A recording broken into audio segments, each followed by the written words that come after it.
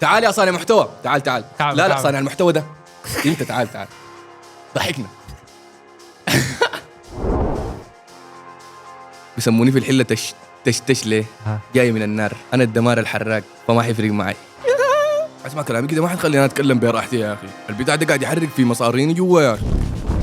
السودان ده شئت ام ابيت، مهما عملت، مهما شلت اي جواز في العالم، ما حتحس بالدفء والاحتضان ده الا في السودان. يعني مثلا اكون ماشي في الشارع يجوا 5 بنات، واي تشوى كده بالذوق بقول لعاني انا يا دوب حالك زحي مني. شنو تتوقع الناقص من صناع المحتوى الجداد؟ زول عمل ملك المانجا، بتلقى المحل الجنب طوالي ملك ملوك المانجا، المحل الجنب طوالي ملك ملوك المانجا. انا ما عندي مشكله مع الراجل اللي بيطبخ، والله ما عندي اي مشكله، لكن انا ما بعرف زول انت كنت بتقرا معاه ولا شيء، بالله بس اختار طريق ثاني عشان ما عامل فيها بتعرفها، بس بديك طلقه. انت ركبت الكاميرات دي تل معلش الزول مات، ريحته بدأت تفوح. انا زول عندي مشاعر، انا ببكي، انا براي بتألم بالله. انت كراجل ولا كبنت؟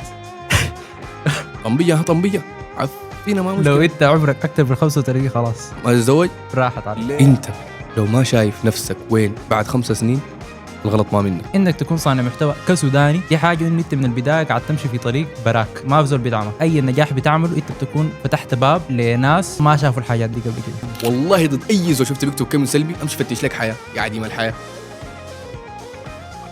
يا ليلي يا ليلي من غرام حب السنين. بالواضح انا ما قد يا شباب، وانا ما حاكم من بدايه التاني، انا ما قد زبط.